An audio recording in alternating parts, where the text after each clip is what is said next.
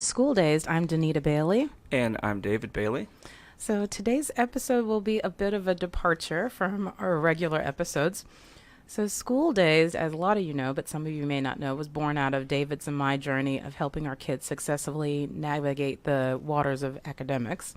And he and I are both educated, and we are in education. David taught for 10 years, but we still struggle and we have questions. So we strive to answer questions with our show. Many of the parents have, and that's kind of why we started School Days. Yeah, so for this episode, we decided to do something kind of off of our regular plan. So we hit the streets. We went to the malls. We went to shopping centers. We went to games and asked parents those hard-burning questions that they want to know about issues in education.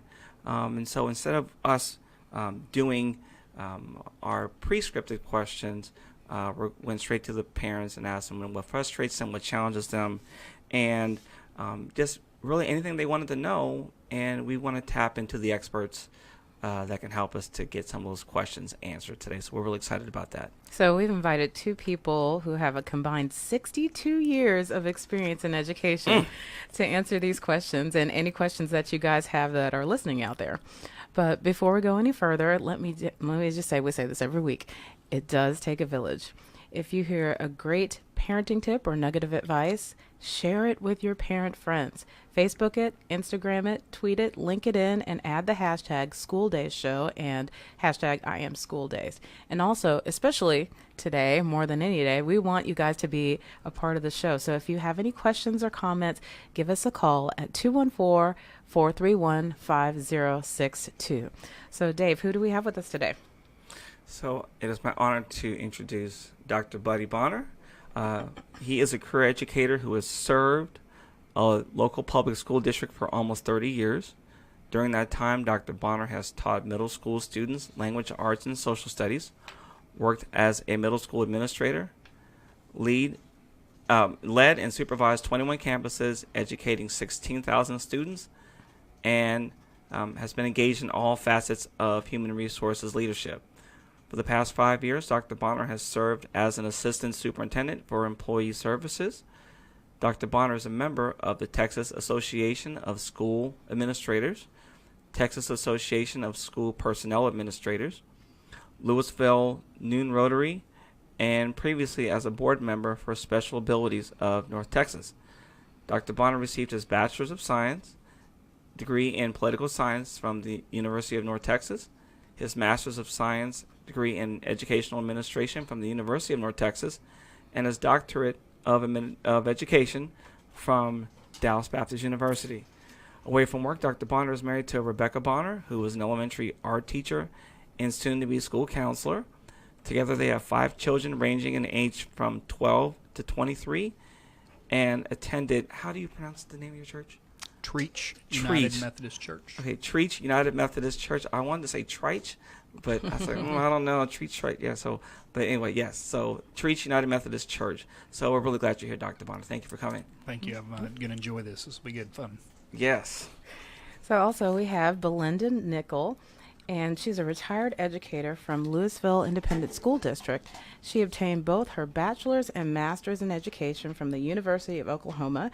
She has 32 years of experience in education, 12 years as a science teacher and 20 as a principal. Her school, Heritage Elementary, was a U.S. Blue Ribbon school in 2001 and was exemplary every year during her tenure.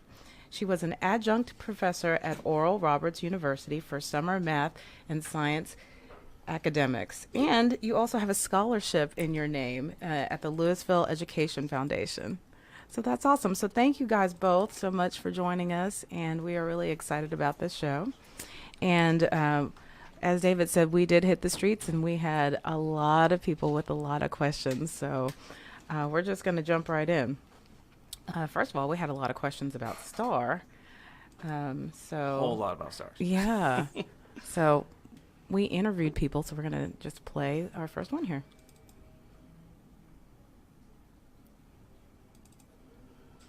My name is Dwight Fletcher from Dallas, Texas. My question would be, how do you strike a balance between having great teachers who try to teach kids how to learn, how to think for themselves, versus teachers who are strictly teaching to the test, and they only cover the topics necessary to achieve higher scores on these standardized tests.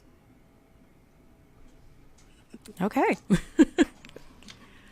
Well, as an elementary principal, I always strive to find the best of the best, and oftentimes that's something teachers never like to hear as they teach to the test. We don't like the STARS test. We didn't like any of the standardized testing, but that's something that, we have to do. And I think what a lot of the teachers, they're very good about mixing. They still do the creative projects, and they still do what's required to prepare the students for a standardized test. My job as an elementary principal was to make sure that they just weren't teaching to the test, as far as making it so rigorous that the kids are nervous and that they dread it.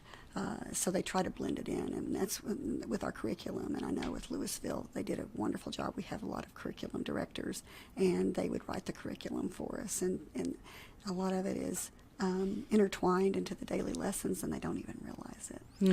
It's been my experience as a middle school classroom teacher and a middle school administrator, and what I look for now as a human resources professional. If you hire teachers, or if you are a teacher, and you teach critical skills and you approach the curriculum in that fashion, you're going to cover the basics of standardized testing.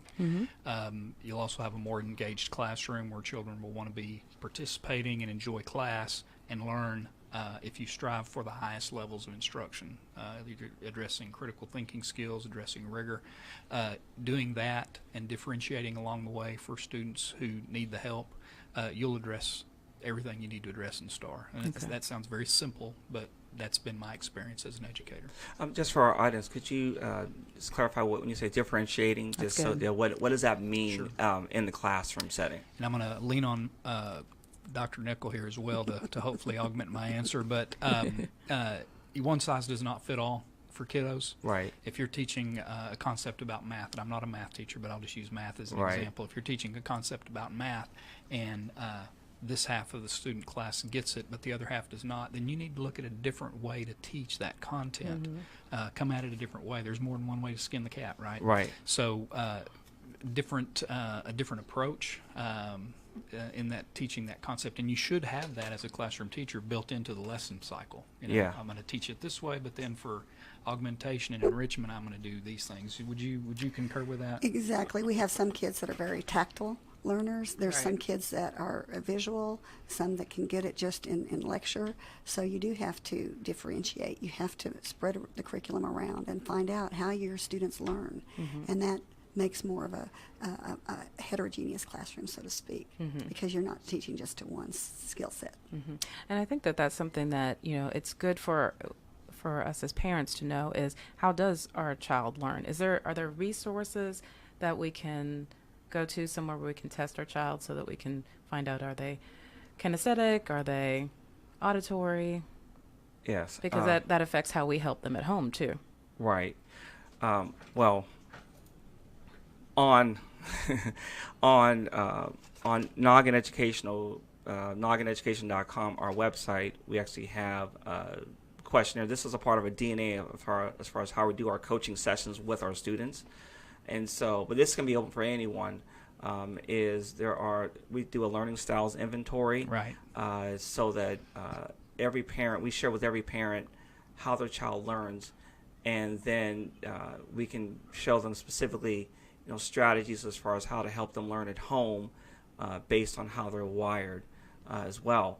So if you go to noggineducation.com and then go on, there's a tab that says More, and then click on that. Then it says Student Assessments.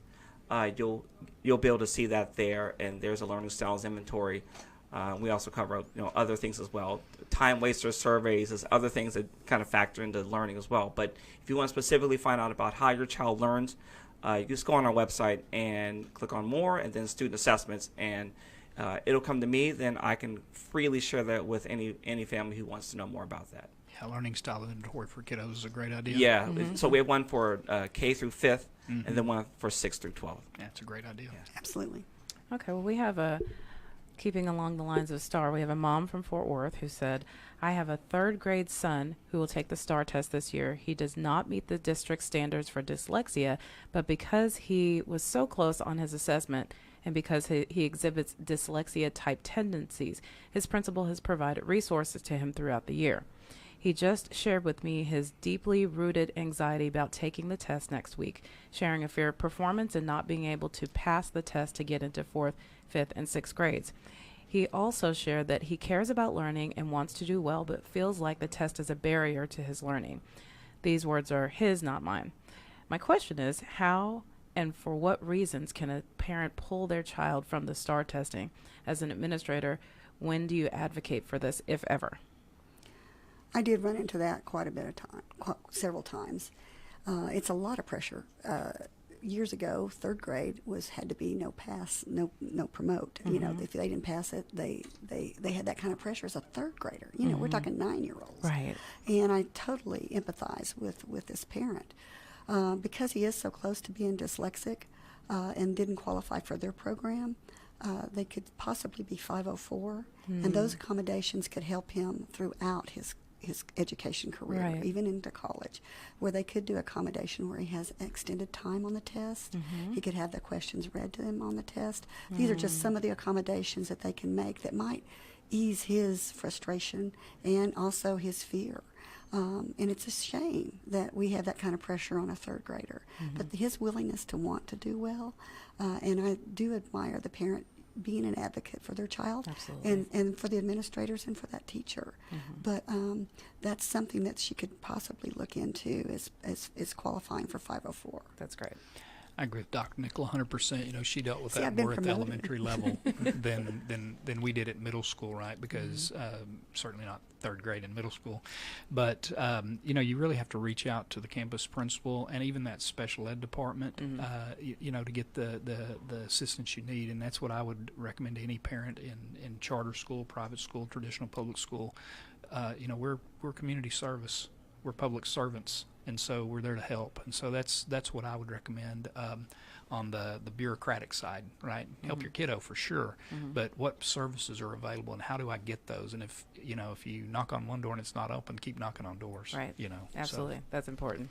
I can remember a story that I can share. I had a father, and he called his daughter. This is when it was with the tax days, and she did not pass in third grade, and so she was going to have to repeat third grade. And he was so upset, and he took it out on me, understandably. I'm the administrator. And, it was a chewing out I'll never forget. But I will tell you, I was so sympathetic and empathetic with this man. I agreed with him 100%. I encouraged him to call his legislatures and change, and they did make a change, taking third grade out of that pool. And I'm happy to say that his daughter, she had a fear of taking tests. Yeah. But she went on to the University of Florida, graduated, and now just recently graduated from the Parker University and is a chiropractor. Oh, that's And so, wonderful. I mean, Great. those are some stories that, but it was her fear of test taking. Yeah. Okay, well, we have another question here. This is Trina. Let's see what she has to say. Tour from Mansfield, Texas, and I would like to know, how did STAR testing get its roots? Also, is there any legislation currently that is looking to replace or eliminate STAR testing in Texas? That is a great question. Do you mind if I jump on this one? Please. So STAR is the latest iteration of the assessment regime in the state of Texas. Goes all the way back to the late 1980s, mid-1980s, when Ross Perot chaired a committee at the legislature's request to build accountability into public schools. The TEAMS test, or the TABS test, was a result of that, and subsequent to that committee in the 80s, we've had TEAMS or TABS, I forget which one was first, TOS, Toss. TAX, STAR. So to the caller's question, there will be another iteration after STAR. It has not been put in development yet, I don't think. I say that with almost certainty. My entire career has had some form of standardized testing as an outcome for kiddos. I do not see the state stepping away from it because there's an accountability measure that the public demands.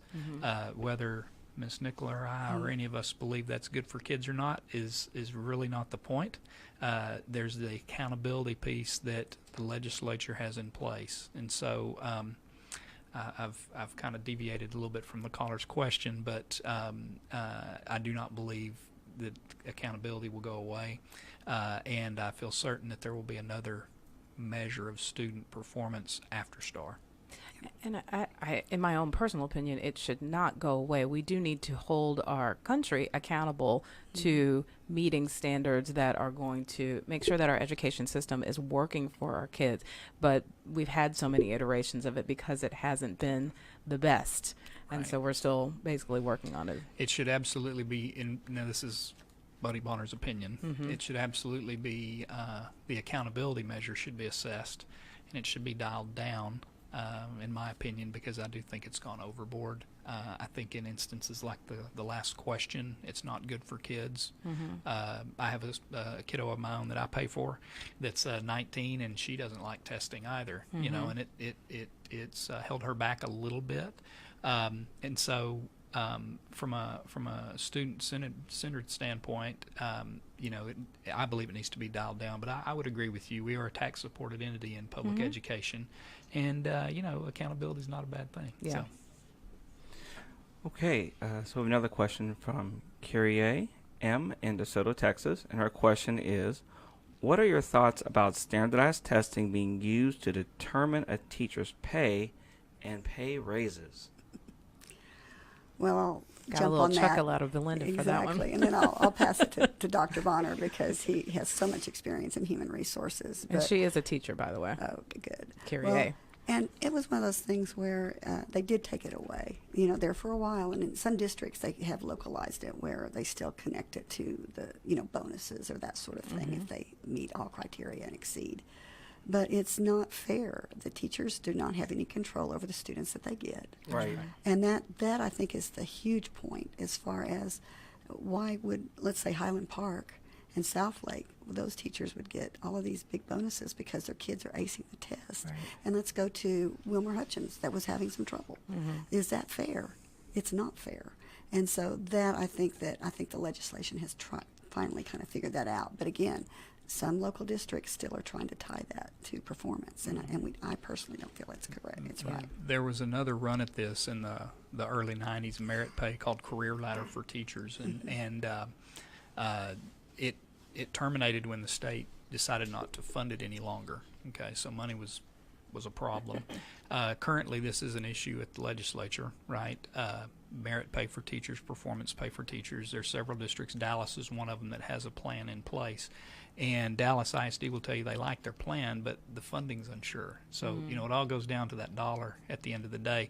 And to Ms. Nichols' point, you know, which kids? If we all teach classes, I want an equitable distribution of kiddos. That way I have the same fighting chance as everybody in the room.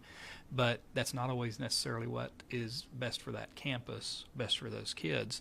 And then there's one other thought, you know, when you introduce money to an issue, and if you build a zero-sum game, right, you're gonna terminate the level of community that's necessary on the campus, and you're going to terminate the level of sharing and collegiality. And so I've got some real concerns with it. I think it's a good idea in principle. Everybody would like to make some more money, but I think the devil's in the details, and I've not seen a plan yet where the details are such that it's fair and equitable to everyone. Right. You know, and I'll just say, whenever we get, you know, our district benchmark scores as a teacher, you know, you want to say that you're just looking at your own scores and how mine did. I'm not going to lie. I'm looking at my peers as well. But, you know, but every classroom's different. You know, I had a cluster had almost all pre-AP. I had one gen ed track and 3 pre-AP courses.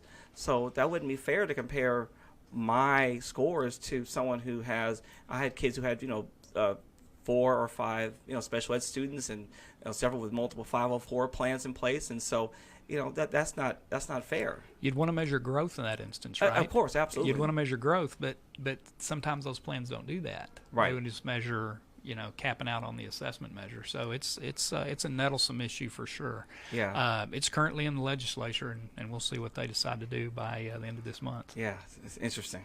And that's an excellent point that Dr. Bonner made, is the selfishness that it creates among your teams. We all are competitive enough where, like you said, David, we all look at our own scores. But I can remember going down to the team and saying, here's your scores, and how they celebrated together. And I would That's hate great. to see, individuals not share the curriculum that's working with others just because they want that, as Dr. Bonner said, they want that monetary rabbit, at the end, and that's not right. Right. Yeah. And we were very transparent as a team. We were very tight knit, which I loved. Shout out to my team, all the teams I've worked with in the past. So it's just always trying to fight that comparison thing. Anyway, I could go on this forever, but there's more. But wait, it's a 1-hour show. Yes, I saw my. Well, the questions you all are asking, we could do an hour on each question. Oh, That's my true. goodness, yes. That's why we're going to move on from Star. So we Yeah. have Unita here who had another question. Hi, this is Unita from Dallas. So my husband and I have 3 school-age sons, and we've been all about finding the right educational fit for them. We've invested in private education, then we switched to a co-op homeschool environment, and now the public school system. I'd say that we tend to favor private education just because of its rigor, its environment, and the overall expectation level that we desire for our kids. But we can't afford private school times 3 right now. So my question is, what is your advice to parents facing this challenge, and what tips would you suggest to get the best of both worlds? Well, Unita, that's an excellent question that a lot of parents are faced with. And you have to look at your financial situation. When you're spending so much money on private education, K through 12, will you have enough money left for college? And this is huge for parents. Very valid. I was always proud of being a public educator. I'm not saying that charter or private are not great ways to go, but I think it's finding the right fit for your learner. But I know Dr. Bonner is an expert when it comes to comparing charter education to public ed, and I'll turn that over to him. Well, I'm gonna go real global here now that Ms. Nikkel said kind of teed me up there. But I would encourage Unita and her family to wherever they land, just get real involved. Right. Public schools are rigorous, just as private schools are rigorous and charter schools are rigorous. I would get real involved, and I would become very known by the campus staff. I would take opportunity to push my child into programs of excellence, AP classes, pre-AP classes, gifted and talented classes, etc. That rigor is absolutely there. I think by becoming involved in the campus, PTA, making sure the principal, administrator, teachers know you, you will have a good grasp on expectations and can even influence those expectations. So I would say that applies to any school, whatever the organizing structure of it is. All right, we have another question here about school type from Marin. Hi, my name is Marin Moore from Plano, Texas. How would you advise parents wrestling with what type of school is best for their child and family in regards to selecting either a public school or charter school or private school or even homeschooling? Kind of a repeat of the previous question, but it's still a very, very good question. And I think it's exactly what Dr. Bonner said. Get involved and find out. Word of mouth is probably one of the best things as far as, comparing what's best for your child and what's available in your community.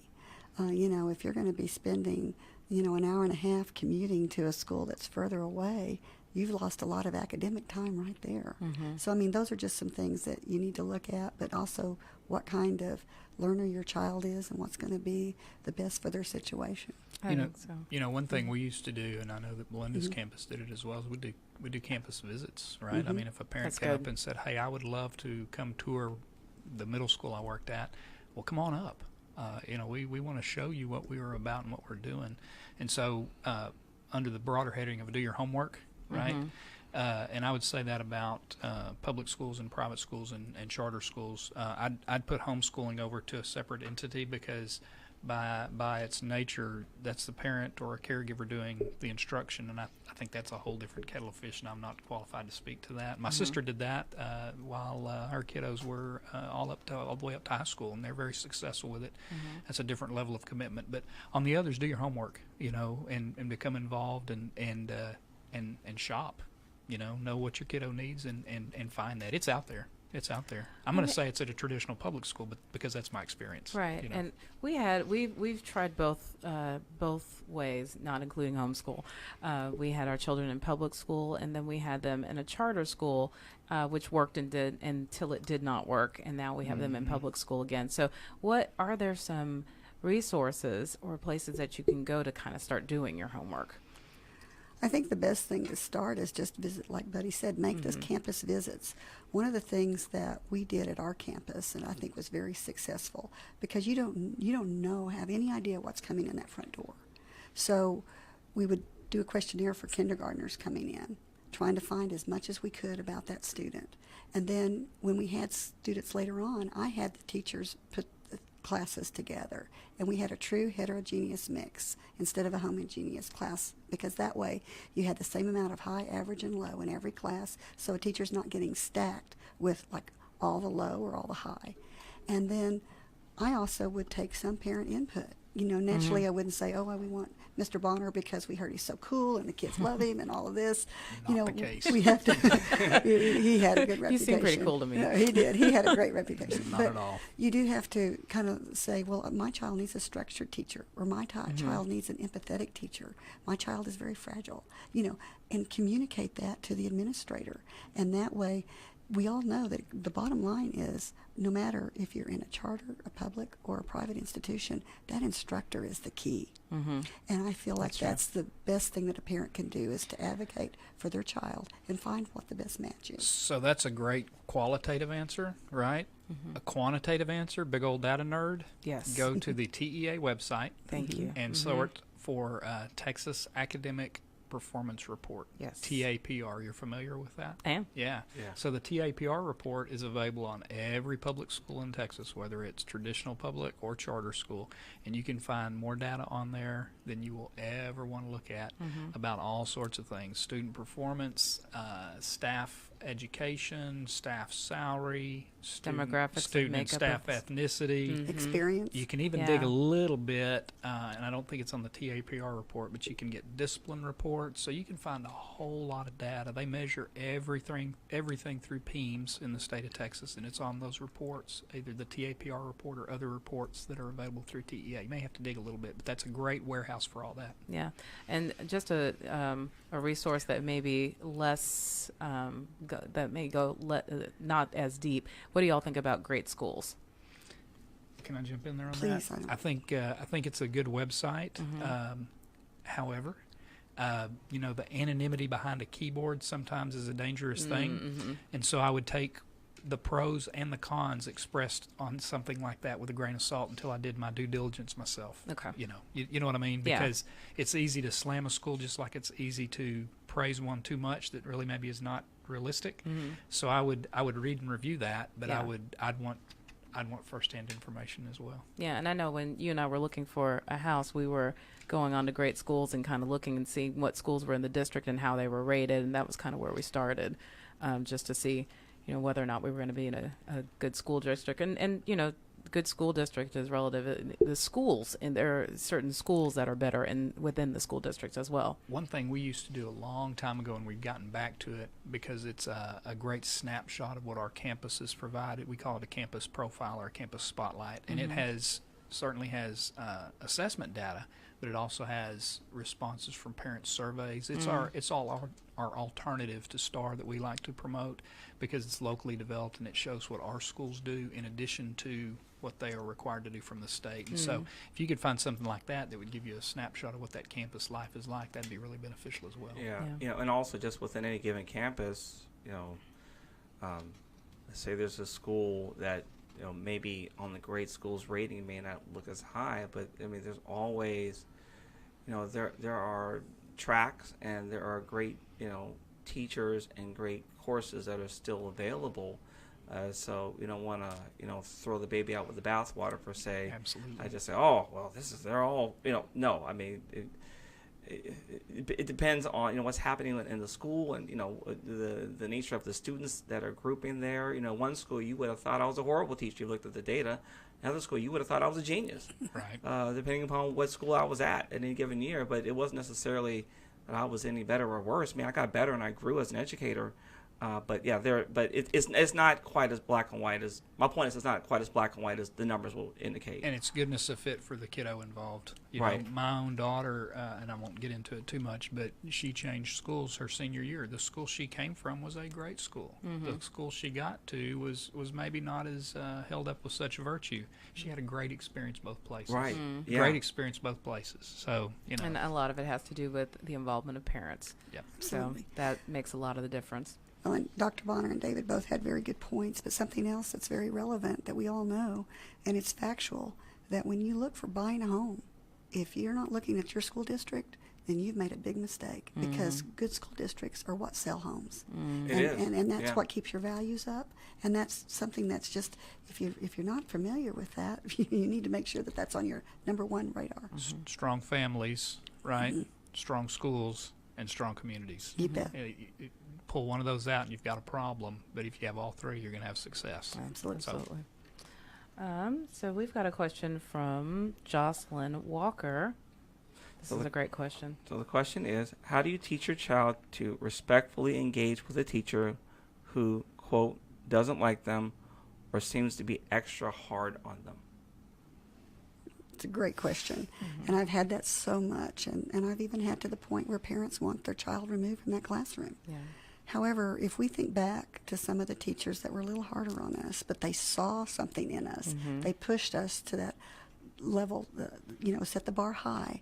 Those are usually the teachers that we respect, more so than sometimes the cool teacher who let us get by with too much or didn't push us like that other teacher did.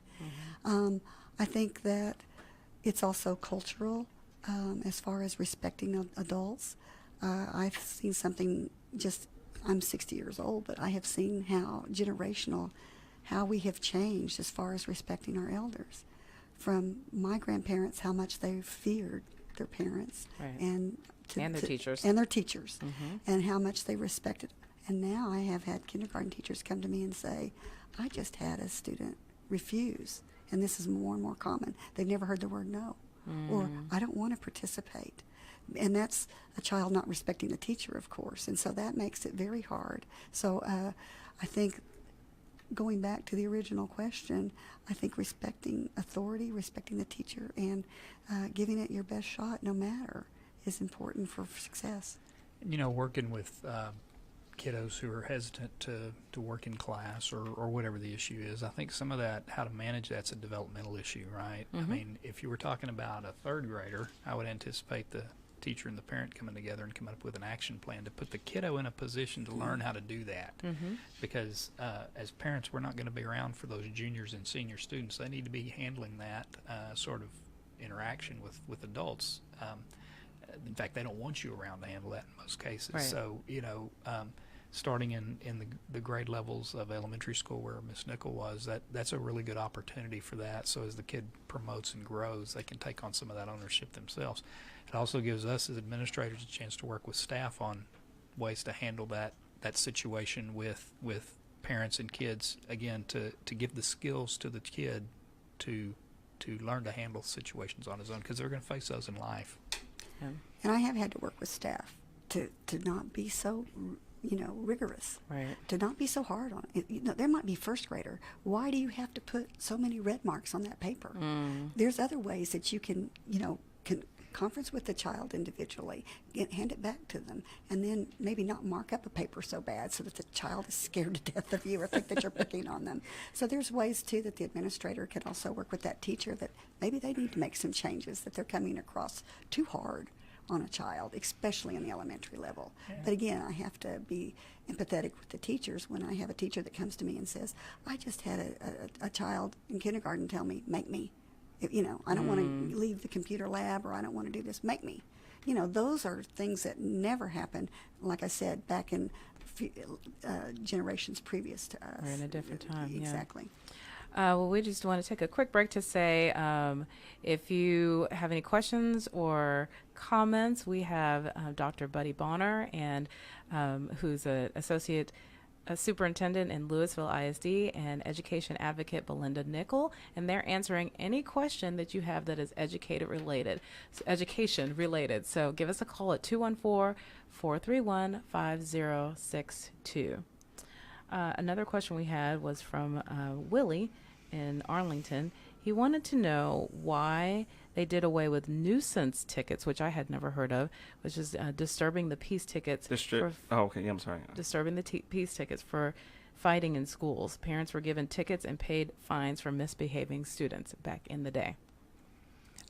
I think Willie is referencing something in the last several years, and if I understand the question correctly, it's an effort by the state to decriminalize some activity that students were formerly being ticketed for at campus. In other words, if there's a fight in a campus, and I'm not an attorney, so forgive me, but certainly you could ticket someone or arrest someone for assault.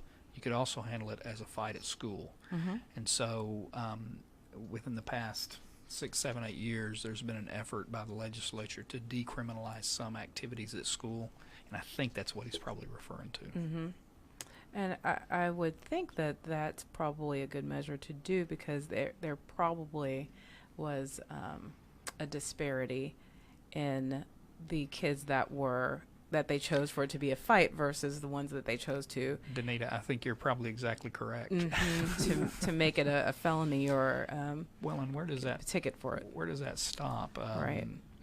You can criminalize a student through truancy. You could also issue tickets for words that are being spoken, disturbing the peace. I think is what the caller referenced. I mean, so where does that stop, and does it reflect what goes on in communities? So anyway, I think that's probably what he's aiming at. Yeah. So we have Mac that had a question here about zoning for schools. Hi, my name is Mac. I would like to know how the schools come up with zoning, determine what homes are going to go to which schools. So I spoke to Mac about this, and he was saying that there's a high school in his neighborhood that's closer than the high school that his children are allowed to go to. So he wants to know how that's decided. All those are local decisions by the Board of Trustees in a traditional public school district. Charter schools don't have zones, right? They take attendance from wherever the kiddos come from. Right. But in traditional public schools, those are all administrative decisions made at the board level. And so if Mac does not like how he's zoned, or if he wants to get a deviation from that, he should talk to the administrator that's responsible for making those proposals and bring them to the board. In our district, at least, we have flexed that in an effort to satisfy customer demand, just to be real frank. And so we have an appeal process, and we're pretty fluid in most instances. We haven't always been. That's been a change with time. But to the specific question, the local board of trustees sets the zones in a district. And to his question, I know in Lewisville they did have more. They have opened up the policy where you can transfer to make it even a school that's further away from your zone. But as far as his question is, how do they come up with devising those zones? I know in Grapevine, Colleyville, they years ago when they opened up their new high school, Colleyville Heritage, they made sure, and I was really impressed with the research that went into it, but they wanted to make sure that their two high schools were equal, Right. as far as socioeconomic level, and Right. that is huge. For example, you don't want to have one that's got all of the, low end or high end or whatever, and because that's not fair. And so some of their, if you look at their zoning, their boundaries, they pick up a large part of the Hispanic population at both campuses. It's almost equal. That's a great point. And same thing with apartment complexes. Right. When you look at, typically that's a transient population, and so they try to equalize that. I know my first principal job, I had 15 apartments, and I would have, back before everything was computerized, I'd have to buy extra grade books for teachers because we had so many people coming in and out. So I think that a lot of school boards, like like Dr. Bonner said, they all have various reasons, but that's probably one of the biggest reasons why sometimes the zones, or you also have to look at the overcrowding situation. If you have a campus that's got 800 and then you have one that's 2 miles away that's only 300, you're going to have to equalize that. And that's the rationale behind the zones for a lot of districts. Right. So Elliot from Duncanville had a question about facilities. He said that in some schools, I'm trying to read the question here,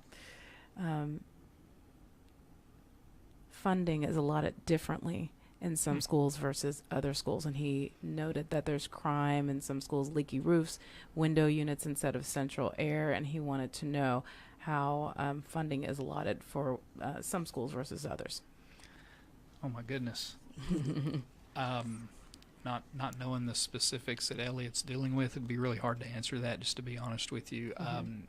Part of what he's talking about are facilities issues, and school districts, traditional public school districts, have interest in sinking taxes that they're able to levy to do building construction, capital outlay, and repair. So if that's what he's alluding to, it sounds like maybe it might be time for consideration of a bond election to do some building repair and upgrades and maintenance. That almost sounds like deferred maintenance. On the district side, districts provide budgetary funds to individual campuses, usually on a per capita basis, but I don't think that's what he's talking about. I think he's talking about facilities issues, and that's interest in sinking funds, tax funds. Charter schools do not have that. They get their total money from the state, and so that is a difference between the two types of public schools, traditional public and charter schools. And you mentioned a bond election. There's many parents out there that don't understand what that means and how you would vote. We did an episode recently about voting for your school board, and we're trying to be educated parents in knowing how to vote. So what is a bond, and how does that work? And so there's two pots of money in traditional public schools. One is called maintenance and operations funding, and another bucket is called interest and sinking, and you don't mix those two. Okay, maintenance and operations are general taxes that are levied each year on the assessed value of a home or a residence or a property, and the tax revenue generated from that funds schools, and that's for things like teacher pay, curricular supplies, et cetera, et cetera. The other, interest in sinking, is a tax rate levied by the board, but based on a bond vote. The district needs X million dollars to construct a new building. That proposition would go to the voters. They would approve the amount of money needed for that construction, and the district residents would be assessed a tax rate to fulfill that bond obligation. Does that make sense? yeah, it does. And so as a concerned parent, concerned citizen, this is something that you can bring up to your school board and say that, this facility, this school, we don't have window units. We've got leaky roofs. We've got rats or roaches or whatever. That's and absolutely right. Then they can start to put some measures into place. It sounds like Elliot needs to talk to some board members. Yeah, absolutely. If I'm just being honest, because that's no environment for a public school, yeah, absolutely. or any school for that matter. And I do want to compliment Lewisville. I was honored to work in Lewisville ISD. I'd also been in Tulsa Public, and it was a big difference coming down from Tulsa to Union. I mean, we went from Union and then to Lewisville. But every year, they did a great job as far as I had a campus that was 26 years old, and it looks brand new because of the way that they kept on upgrading, whether, making the building look nice and very functional. And that's something that I think that it varies from school district, and you can go into a broader range with Robin Hood as far as rich districts versus poor districts and how that money is distributed, but that's a whole different ballgame. Yeah, absolutely. Okay, we had a lot of questions about textbooks as well. Let's start with Anna. Hi, I'm Anna from Mansfield, and I have a question concerning textbooks. Our kids have all kinds of things to learn from, and pages from textbooks, workbooks, iPads, and other digital media, but I miss the days of having actual books. So if your child has a question or gets stuck on something, it gives you a better opportunity to go back and review the chapter and kind of refresh on how they are teaching the subject matter, especially with subjects like math. And I really just miss the days of having books. I know the kids don't miss carrying them around, but somehow I think it may be a missing link in our being able to help our children more adequately. Thank you. It's a great question, and that's a debate that's been going on for years and years. I guess it all goes back to something as simple as the textbooks become outdated almost the minute they're published. Just like encyclopedias, how many of us still go back and look at encyclopedias when we can Google? Or have them. Exactly, exactly. And so, unfortunately, it is a digital day, digital content. That's how people communicate. And I think that the expense of the textbooks has become such an issue. I agree, especially in math. I love seeing a hard copy. I don't care if it's a workbook or whatever. I think that's just a lot more, it's, for me, that's easier I need something instead of looking at it on a screen. Yeah.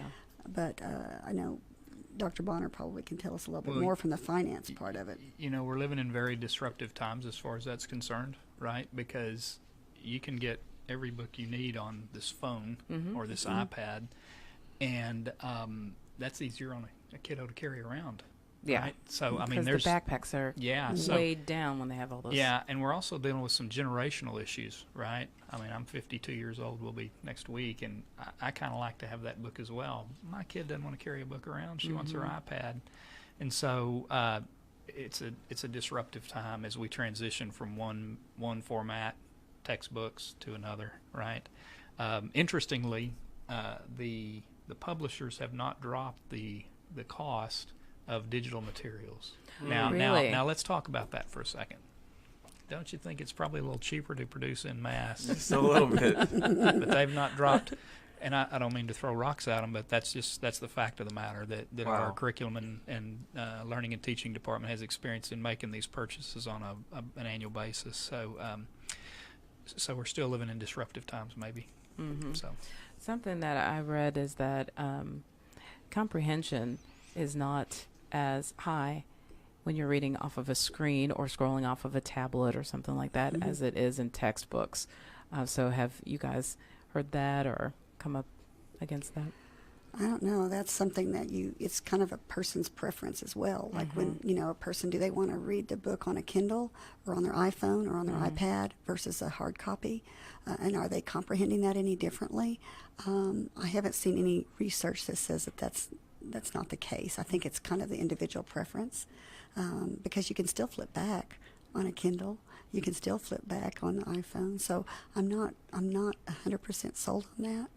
But I certainly understand it. There's times and places where I prefer a hard copy to look at. And partly to the caller's question, a school needs to provide the style that the kiddo needs. Yes. Right. So if mom is very involved and wants to help with math homework, then we better have a classroom copy of that math textbook that That's kiddo very can good. take home. Right. End of story. Excellent point. End of story. So. Yeah. I know the challenges as a teacher as well as even, when you don't have a textbook or just even creating curriculum. We had a lot of times I had to piece stuff together because there wasn't a teacher edition of curriculum I had to go through. So we had the concepts, but I had to pull from here and here and here as well, and so what would you say to families who don't have the resources? Let's say the district doesn't give them like a one-to-one tablet or something, and they can't afford a phone at home or a tablet or even computer access, because some children don't have access to those things. So how are they to learn when they don't have those resources as easily accessible as maybe other people do? So we found that in our rollout where we provide a device to every kiddo and they can take it home, we found that the clear majority in the 90th percentile have access at home, and that's across income. That's across income Really? levels. Yeah. Okay. And most of them are through a phone, and they've got That's what I was Wi-Fi thinking. somewhere. Yeah. So that made us feel a little bit better. But to your point about what's the teacher do? I mean, it's 7th period, and the battery's not charged anymore. So we're in disruptive times. Where as a teacher, David, I know you dealt with this. Oh yeah. The iPad was out of juice. and I've got to get the textbook going because that's where the materials are. So I mean, you've got to be flexible in your approach, Right. and that's a challenge, right? Yeah, it is. We had a couple of questions about the importance of play and recess. So this is Tracy. Well, Hi, I'm Tracy, Tracy Bennett from Irby, Texas, and I'm curious to know about extended recess time and if that can be remedied somehow across the state. Tracy, that's an excellent question, and some districts are already making changes towards that, especially from the previous question when we're going to textbooks that are on the computer. The kids need a break. Right. It's a multimedia age these days, and I know where my grandkids go to school, they have 2 recesses a day now, and that was unheard of back Wow. when I was Yeah, I know. a principal, and that is something that I think that they see that our kids need a break, even when they go home. Oftentimes they might go home for a snack and then they'll go and get straight on the iPad or watch television. They need a multimedia break, and being outside is one of the best things that you can do for children. As far as the state coming and making it a law that we change recess to a mandated 1 hour a day, I don't see that happening. I think it's up to the district's discretion and even to the home campus how it works with their schedule, with their master schedule. And the American Academy of Pediatrics says that they recommend that children participate in 60 minutes of moderate to vigorous activity per day, which, we're always trying to encourage our kids to get out on their scooters, Get get out out in the there. Yes. backyard, turn off the TV, Absolutely. put away the tablets, and go get some vitamin D It's, and some fresh air. well, and that's the changing times. How many times have we seen? I see it with my own grandkids. It's a way of a babysitter. Put a video on from Netflix, or hand it to them. You see, how many cars do you see with built-in televisions? And so it's sad, but I'm a big advocate. Tracy, I'm right there 100% behind you outside. Yeah, I'm honestly an advocate of both, because I have had Yes. 3 young kids at the same time, and a tablet has saved my life Oh, more than once. I've been there. Guilty as charged. But fresh air and vitamin D is very important as well.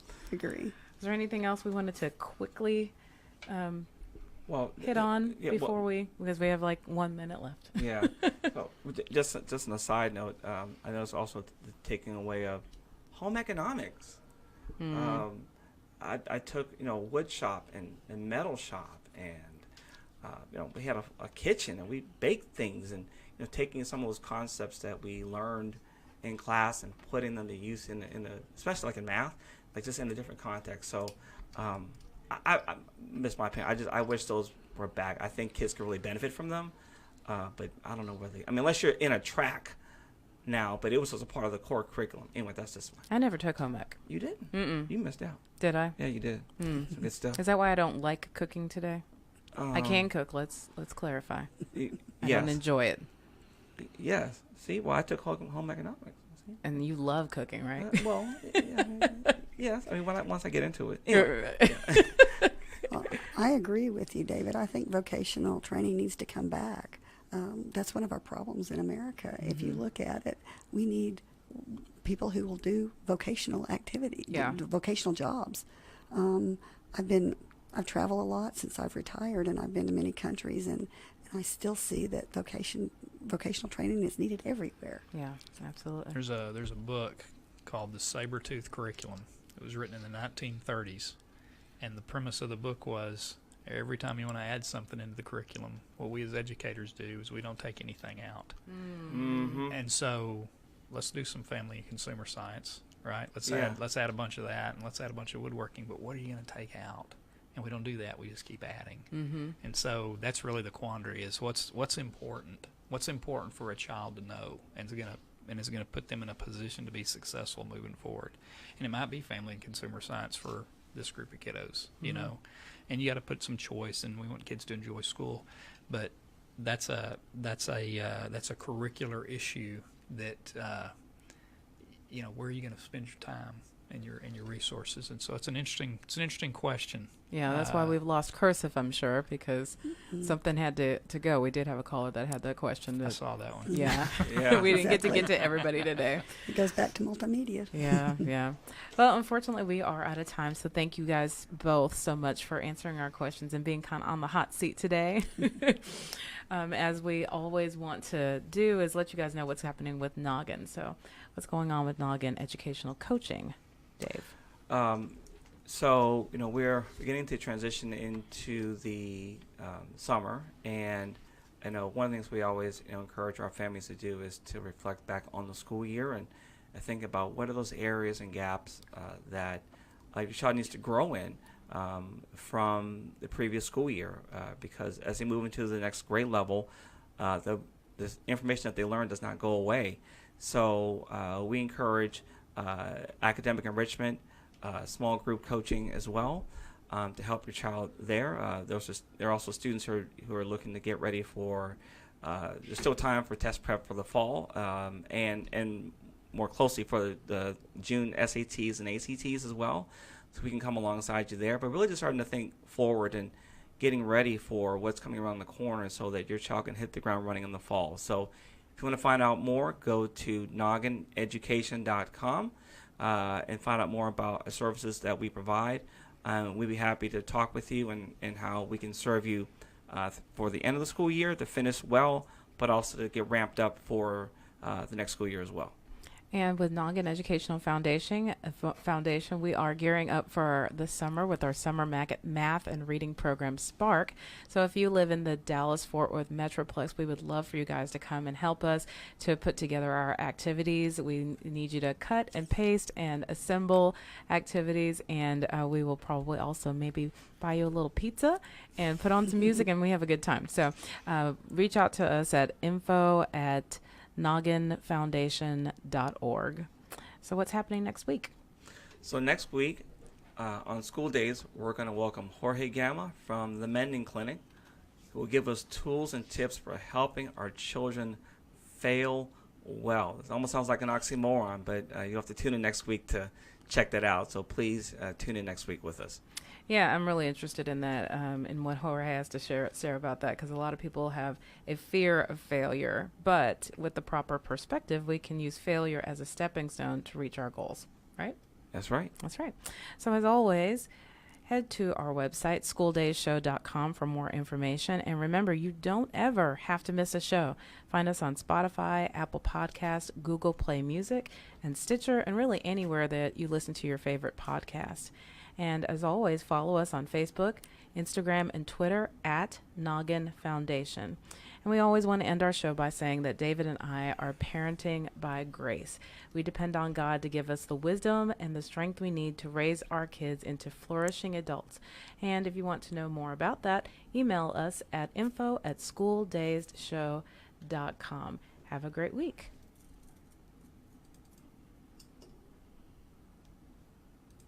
School Dazed is sponsored by Noggin Educational Foundation.